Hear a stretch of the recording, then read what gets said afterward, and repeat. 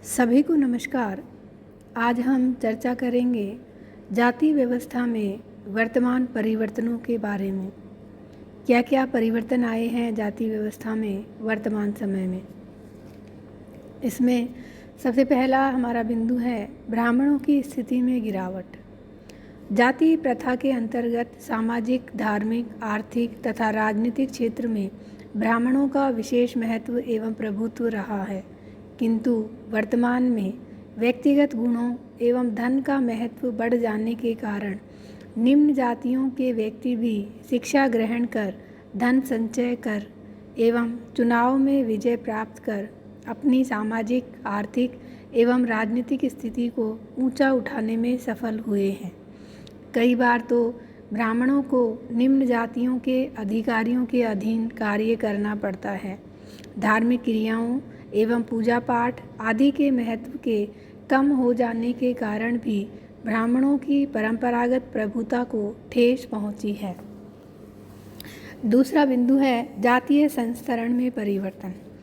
जाति प्रथा में विभिन्न जातियों का एक संस्तरण पाया जाता है। प्रत्येक जाति यह जानती है कि कौन कौन सी जातियां उससे ऊंची एवं नीची हैं, किंतु वर्तमान में इस संस्तरण में परिवर्तन आया है और निम्न जातियां अपनी सामाजिक, आर्थिक एवं राजनीतिक स्थिति में सुधार करके जातीय संस्तरण में ऊंचा उठने का प्रयास कर रही हैं।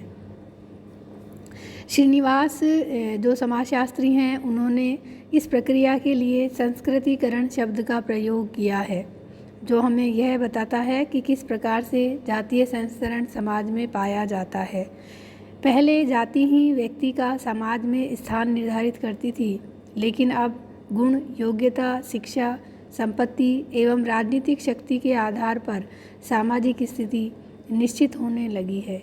बड़े बड़े नगरों में अपरिचितता का लाभ उठाकर कई निम्न जातियों के व्यक्ति अपने को उच्च जाति का घोषित करने लगे हैं।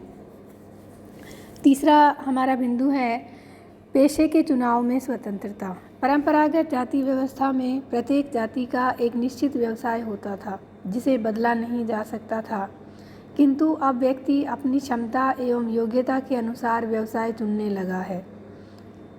इसके अतिरिक्त वर्तमान में कई नए व्यवसाय जैसे डॉक्टर, इंजीनियर, वकालत, सरकार के विभिन्न विभागों में सेवा कार्य आदि खुले हैं, जिनमें सभी जातियों के व्यक्ति कार्य करते हैं। कृषि कार्य में भी अनेक जातियां लगी हुई हैं। इस प्रकार आज एक जाति अनेक व्यवसायों तक एवं एक व्यवसाय में अनेक जातियां लगी हुई हैं। फिर भी ब्राह्मणों एवं हरिजनों के कार्यों को अन्य जातियों ने नहीं अपनाया है। ऐसी अवधारणा है जो समाज में पाई जाती है, लेकिन पेशे के चुनाव में पहले की अपेक्षा काफ़ी स्वतंत्रताएं हमें समाज में देखने को मिलती हैं। अगला परिवर्तन है भोजन संबंधी प्रतिबंधों में परिवर्तन। परंपरागत जाति प्रथा में खान पान संबंधी अनेक निषेध थे। शाकाहारी, मांसाहारी, कच्चे एवं पक्के भोजन के बारे में पवित्रता एवं अपवित्रता की धारणा प्रचलित थी, किंतु अब कुछ उच्च जाति के लोग भी मांसाहारी भोजन करने लगे हैं। कच्चे एवं पक्के भोजन का भेद समाप्त हुआ है। होटल, रेस्तरां एवं क्लब में सभी जातियों के व्यक्ति साथ साथ खाने पीने लगे हैं। अब उच्च जातियां निम्न जातियों के यहाँ भोजन एवं पानी ग्रहण करने लगी हैं। नेक्स्ट परिवर्तन हमें देखने को मिलता है जन्म के महत्व में कमी। जाति व्यवस्था में जन्म का अधिक महत्व था। ब्राह्मण के परिवार में जन्म लेने वाला व्यक्ति इसलिए श्रेष्ठ समझा जाता था कि उसने ऊंची जाति में जन्म ले लिया, किंतु वर्तमान में जन्म के बजाय कार्य एवं गुणों का महत्व बढ़ा है। आज योग्य, कुशल एवं साहसी व्यक्ति को श्रेष्ठ माना जाता है, चाहे वह किसी भी जाति का क्यों ना हो। इस प्रकार से जिस व्यक्ति ने जिस जाति में जन्म लिया है या जाति जन्म के महत्व को धीरे धीरे करके समाज में कम आंका जाने लगा है, उसके स्थान पर व्यक्ति के जो गुण हैं उन गुणों का ज़्यादा महत्व बढ़ता जा रहा है। नेक्स्ट है विवाह संबंधी प्रतिबंधों में परिवर्तन। जाति व्यवस्था का मूल आधार जाति अंतर्विवाह रहा है। प्रत्येक व्यक्ति को अपनी ही जाति में विवाह करना होता है। यही नहीं, जाति प्रथा ने बाल विवाह, कुलीन विवाह एवं विधवा विवाह निषेधों को प्रोत्साहन दिया, किंतु वर्तमान में जाति के विवाह संबंधी नियंत्रण कम हुए हैं। अंतरजातीय विवाह, विलंब विवाह, विवाह विच्छेद एवं विधवा पुनर्विवाह भी अब समाज में होने लगे हैं।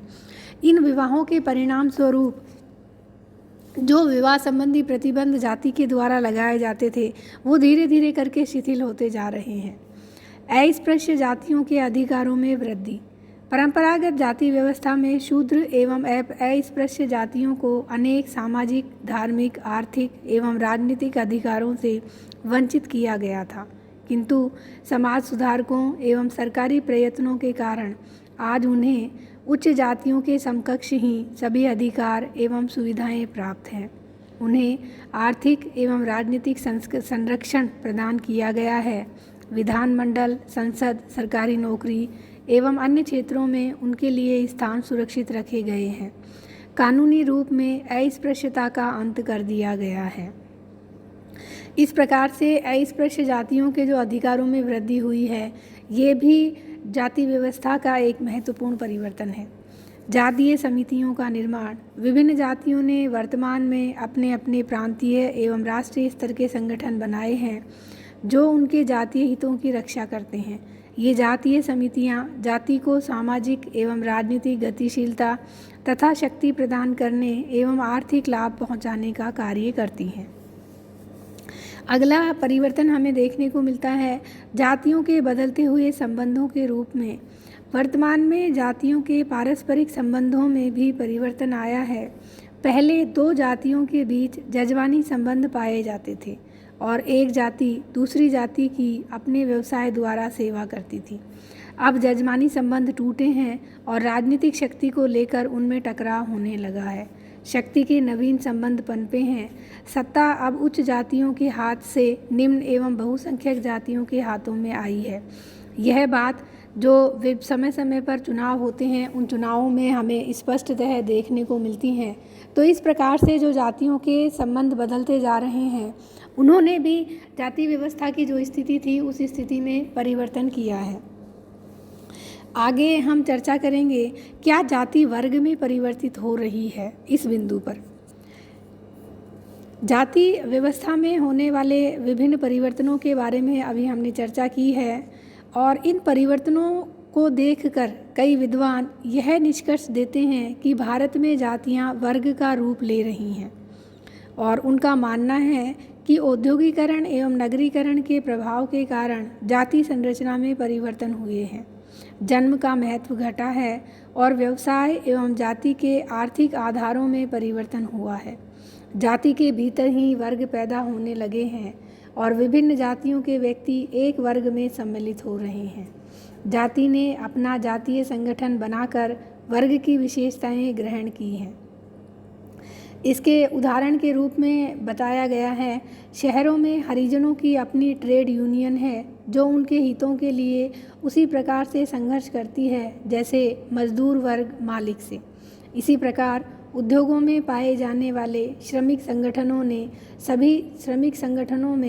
सभी जातियों के सदस्य होते हैं। इन संगठनों का जो निर्माण होता है उसका आधार जाति नहीं वरन समान व्यवसाय है। एक व्यवसाय में लगे विभिन्न जातियों के लोगों में वर्ग चेतना पैदा हुई है। वे अपनी मांगों को मनवाने के लिए एक ही झंडा, मंच एवं राजनीतिक दल के अंतर्गत सम्मिलित होते हैं। देश के विभिन्न भागों में बनने वाले जातीय संगठनों में एकाधिक जातियों के सदस्य पाए जाते हैं। विशेष तौर पर निम्न जातियों द्वारा बनाए जाने वाले संगठनों में एकाधिक निम्न जातियां सम्मिलित हैं।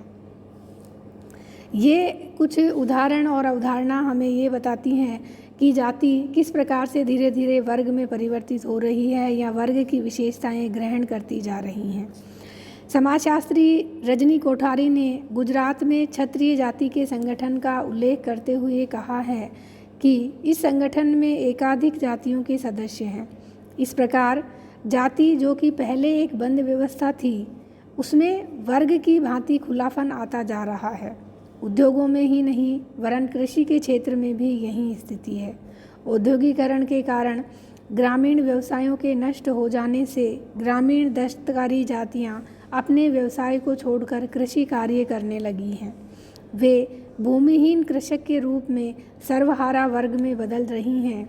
निम्न जातियों को वर्ग बदलने में प्रजातंत्रीय व्यवस्था एवं उन्हें दिए गए आर्थिक राजनीतिक अधिकारों ने भी महत्वपूर्ण भूमिका निभाई है। तो ये रजनी कोठारी ने बताया है कि किस प्रकार से गुजरात में परिवर्तन आ रहा है जाति व्यवस्था में।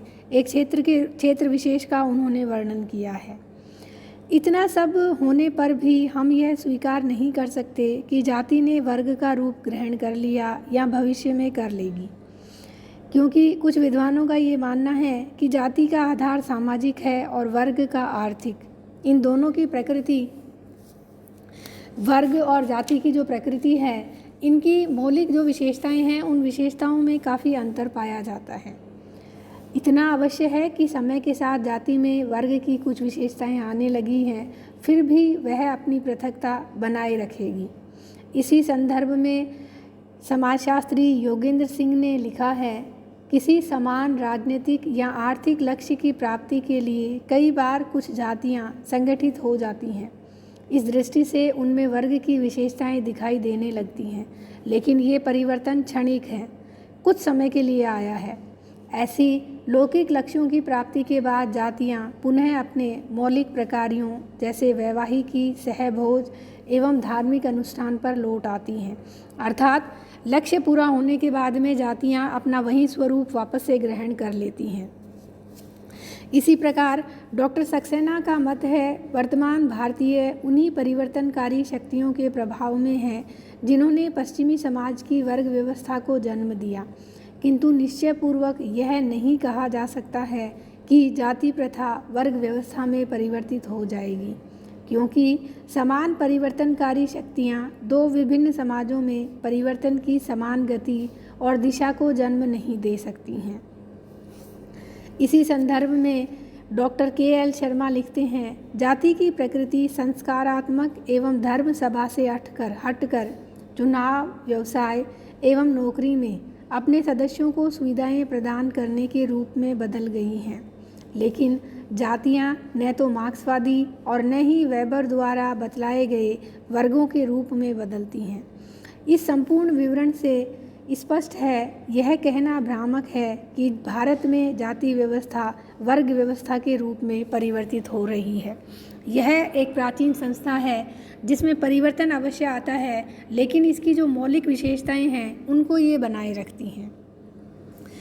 इस प्रकार से हमने अभी चर्चा की कि क्या जाति वर्ग में परिवर्तित हो रही है, और अब हम चर्चा करेंगे भारत में जाति का भविष्य। क्या भविष्य है भारत में जाति का? जाति व्यवस्था में होने वाले परिवर्तनों एवं नवीन शक्तियों के संघात के कारण कई बार यह प्रश्न किया जाता है कि क्या भविष्य में भारत में जातियां समाप्त हो जाएंगी? यदि नहीं तो उनके भविष्य का स्वरूप क्या होगा और क्या होना चाहिए? स्वतंत्रता के बाद भारत में धर्मनिरपेक्ष राज्य की स्थापना की गई। जाति, रंग एवं लिंग पर आधारित भेदभाव एवं अस्पृश्यता को कानून द्वारा समाप्त कर दिया गया। प्रजातंत्र की स्थापना हुई जिसमें देश के सभी नागरिकों को समान मौलिक अधिकार प्रदान किए गए।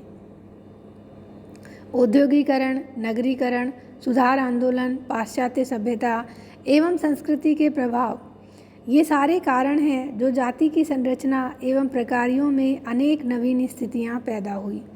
क्योंकि ये सारे परिणाम, ये सारे जो कारण हैं, इन्होंने ऐसी स्थितियां पैदा की कि जाति के प्रकारों में परिवर्तन हुआ, जाति में वर्गगत विशेषताएं पनपने लगी। इन सब कारणों से प्रगतिवादी लेखकों एवं राजनीतिज्ञों ने कई बार जाति के समाप्त होने की बात कही।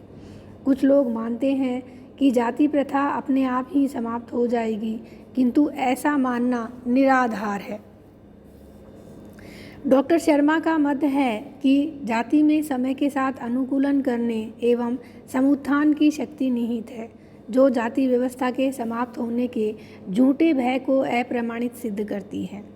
इसी प्रकार डॉक्टर श्रीनिवास ने गुजरात, उड़ीसा, मद्रास, आंध्र, मैसूर, बिहार उत्तर प्रदेश में जाति में उभरती हुई जागरूकता और नवीन संगठनों के निर्माण के कारण जाति के शक्तिशाली होने की बात कही। डॉक्टर घुरिये एवं एम.एन. श्रीनिवास का मत है, जहां एक और अंग्रेजी शासनकाल में होने वाले परिवर्तनों ने जाति प्रथा के बंधन ढीले किए, वहीं उन्होंने जाति प्रथा को प्रोत्साहन भी दिया। अछूत आंदोलन ने जाति की जड़ों को मजबूत करने में सहयोग दिया। जातीय संगठनों के निर्माण ने भी जाति को सुदृढ़ बनाया। डॉक्टर योगेंद्र सिंह का मानना है कि जाति में होने वाले परिवर्तनों को समुत्थान एवं लचीलेपन की दृष्टि से देखा जाना चाहिए। लंबे समय तक जाति राजनीति, अर्थव्यवस्था तथा संस्कृति के क्षेत्र में आधुनिकीकरण करने वाली सामाजिक संरचनाओं के संचालन के लिए संस्थात्मक आधार प्रदान करती है। यह कहना वैज्ञानिक दृष्टि से तार्किक नहीं है कि जाति व्यवस्था समाप्त हो रही है। डॉक्टर श्रीनिवास कहते हैं, भारत में कुछ ऐसे व्यक्ति भी हैं जो संख्या में थोड़े हैं किंतु शक्तिशाली हैं। उनका मत है कि जाति प्रथा समाप्त हो जानी चाहिए। दूसरी ओर अधिकांश जनता, विशेषतः हिंदू लोग, न केवल जाति व्यवस्था को समाप्त करने के विरोधी हैं, वरन वे किसी ऐसी समाज व्यवस्था की भी कल्पना नहीं कर सकते जिसमें जाति व्यवस्था ना हो। आगे श्रीनिवास ने लिखा है, मैं आपको स्पष्ट शब्दों में कह देना चाहता हूँ कि यदि आप सोच रहे हैं कि आप जाति से सरलता से मुक्ति पा सकते हैं तो आप गंभीर त्रुटि कर रहे हैं। जाति एक शक्तिशाली संस्था है, यह समाप्त होने से पूर्व बहुत ही खून खराबा करेगी। ये विभिन्न समाजशास्त्रियों के मत हैं जो हमें ये बताते हैं कि भारत में जाति का क्या भविष्य है। इन्होंने अपने अध्ययनों के दौरान ये सारी अवधारणाएं समाज में पाई और उसके आधार पर अपनी सारी अवधारणाएं प्रतिपादित की। इस प्रकार हम ये कह सकते हैं कि भारत में जाति व्यवस्था एक गतिशील संस्था है जो समय एवं परिस्थितियों के साथ सदैव परिवर्तित होती रहती है और आने वाले समय में भी वह आवश्यकता के अनुरूप अपने को ढालने में समर्थ है। अतः इसके समाप्त होने के कोई आसार नज़र नहीं आते, क्योंकि जो भी संस्था समय के अनुसार अपने आप को ढाल लेती है, समाज उस संस्था को, उस व्यवस्था को बनाए रखना चाहता है। तो हम ये कह सकते हैं कि भारत में जाति व्यवस्था की समाप्ति के कोई आसार नज़र नहीं आते हैं। आज के लिए बस इतना ही। धन्यवाद।